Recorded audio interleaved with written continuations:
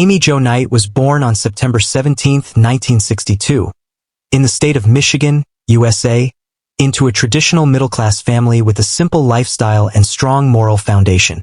Though raised in the love of her parents and siblings, Amy's life was shaped by an unchangeable factor. From birth, she was diagnosed with achondroplasia, a growth disorder that prevents long bones from developing normally. This condition gave Amy a short stature, with disproportionately short limbs, though her intelligence and upper body remained unaffected. In a world where beauty is often equated with a perfect image, tall, graceful, and proportionate, Amy understood early on that she did not fit into the category of what society deemed normal. Her childhood was filled with strange looks, curious questions, even ridicule from other children, and pity from adults, a feeling no one truly wants to receive. However, instead of letting herself be consumed by self-doubt and difference, Amy chose to live with the belief that a person cannot be judged solely by appearance. From a young age, she showed intelligence, energy, and independence. She excelled in school, was active in social activities, joined community programs, and always stood up to the prejudices she knew would follow her throughout her life. Education, a gateway to freedom and self-affirmation. Despite her small stature, Amy never allowed it to limit her. She once shared that learning was a way to prove her capabilities are not to others, but to herself. Being accepted and attending Central Michigan University was a major turning point. There, Amy not only gained knowledge in business but also learned to live independently in a diverse, competitive, and challenging environment. For a woman with dwarfism, living away from home, blending in with taller classmates, attending crowded lectures, and navigating a large university campus was no easy feat, but Amy did it. Not because she was fearless or unhurt, but because she didn't let fear stop her. Her bachelor's degree wasn't just academic validation. It was a quiet declaration, I can do it. Meeting Matt Roloff, love, marriage, and shared dreams. At a conference for people with dwarfism, Amy met Matt Roloff, a witty, intelligent man who also lived with the same condition. That fateful meeting marked the beginning of a romantic yet challenging journey. Beyond their shared physical condition, Amy and Matt longed for a normal life, a home, children, and a space to build their dreams. In 1987, they got married. Soon after, they moved to Oregon and together established Roloff Farms, a more than 30-acre farm. It became not only their home but a symbol of resilience. An imperfect family daring to do what many consider only possible for the normal. Together with their 4 children, Jeremy, Zach, Molly, and Jacob, the Roloffs quickly became a unique, close-knit, and energetic family. Especially Zach, who also has dwarfism, helped viewers understand that genetics is not a burden, but a natural part of life. In 2006, when Little People, Big World aired on TLC, Amy and her family stepped into the public eye with millions watching their every move. The show wasn't just a chronicle of daily life. It was a humanizing reflection of people with physical differences who live, love, and contribute just like anyone else. Amy on the show wasn't portrayed as a hero, but as a mother and wife, busy, often tired, but always striving for her family's happiness. Her patience, sense of responsibility, and compassion made her the anchor in difficult times. But because she always put her family first, Amy gradually lost sight of herself, something she later had to relearn. That caring for oneself is also a form of love. Nothing lasts forever, and the nearly 30-year marriage between Amy and Matt eventually came to an end. Differences in mindset, lifestyle, and personal goals slowly drove them apart. In 2015, they publicly separated, and in 2016, officially divorced, ending a long, challenging, yet beautiful chapter. For Amy, divorce was not just the end of a relationship, but the collapse of a world she had spent years building. Social media posts later revealed a softer, more vulnerable Amy, hurt and lost. There were nights she cried alone, not out of regret, but because she had to relearn how to stand on her own as a woman without the wife identity to lean on. But, as she had done so many times in her life, Amy didn't give up.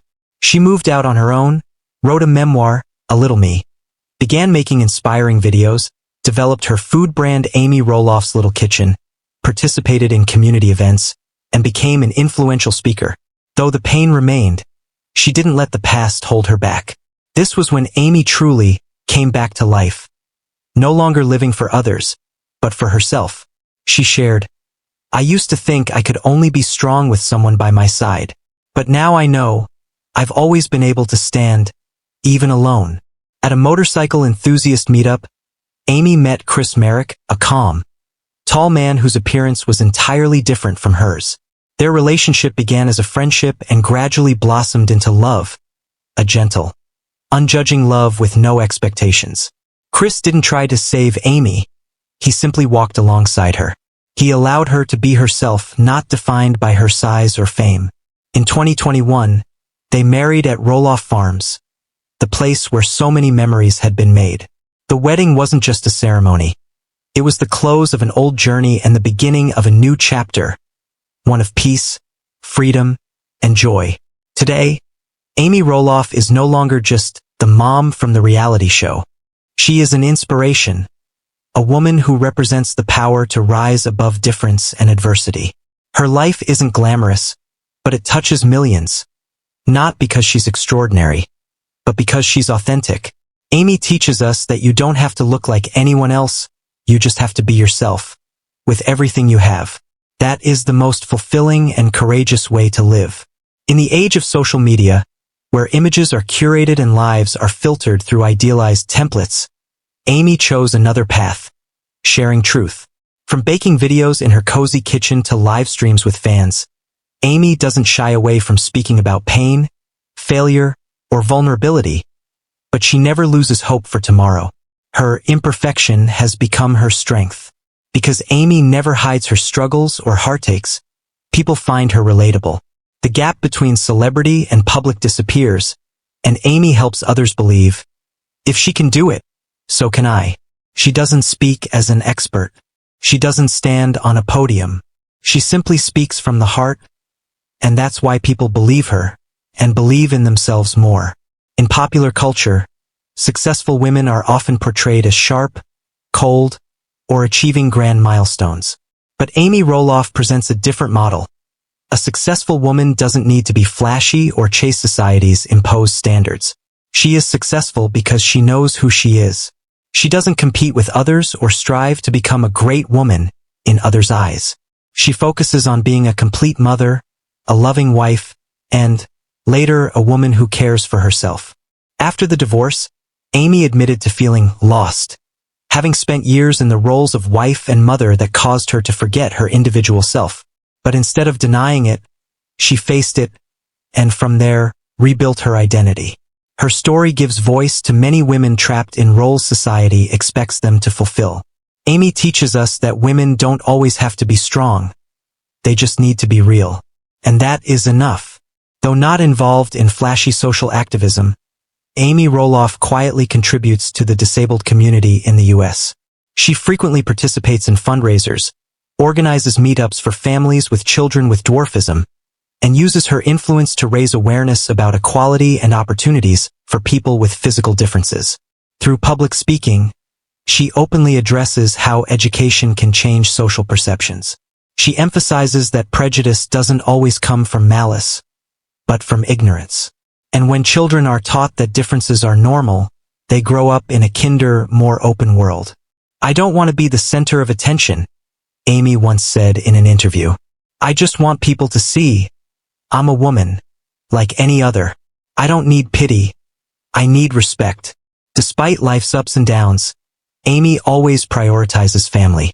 Her relationship with her children Jeremy, Zach, Molly, and Jacob remains close and respectful, even as each pursues their own path. Zach, who shares her condition, is now a father himself, a fact that makes Amy feel she has fulfilled her mission as a mom.